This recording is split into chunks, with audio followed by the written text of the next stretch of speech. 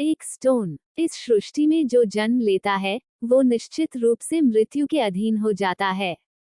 दोस्तों, यहाँ भगवान श्री कृष्ण कहते हैं कि इस मृत्यु लोक का हर प्राणी, चाहे हो मनुष्य हो या पशु पक्षी हो या फिर पेड़ पौधा हो, हर सांस लेने वाला प्राणी अपने जन्म के साथ मृत्यु को भी लेकर आता है। हर प्राणी को एक ना एक दिन निश्चित क्षण पर मरना अर्थात अपना शरीर त्यागना ही पड़ता है। सेकंड, इस विश्व में केवल शरीर मरते हैं, लेकिन आत्मा अविनाशी है। शरीर के मरने पर भी आत्मा नहीं मरती हैं। दोस्तों, यहाँ भगवान श्री कृष्ण कहते हैं कि आत्मा न कभी जन्म लेती है और न कभी मरती है। वो अजन्म, नित्य, सनातन और पुरातन है, जो शरीर के मारे जाने के बाद भी नहीं मरती है।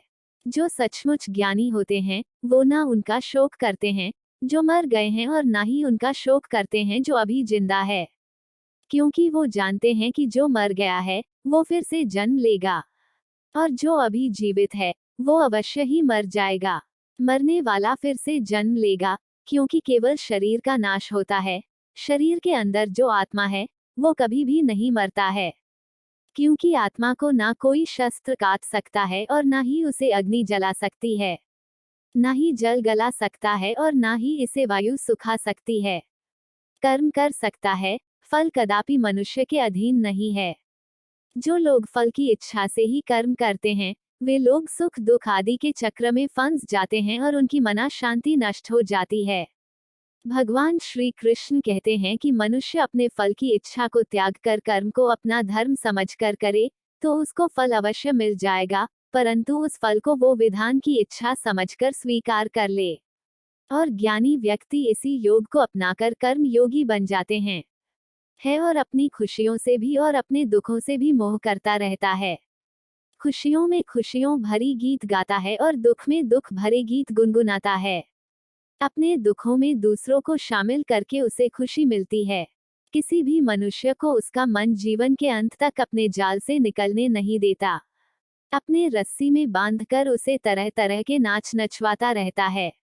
ऐसा तब तक होता रहता है जब तक हम अपने आप को मन के अधीन रहने देंगे, तब तक हमारा मन हमें नाच नचाता रहेगा।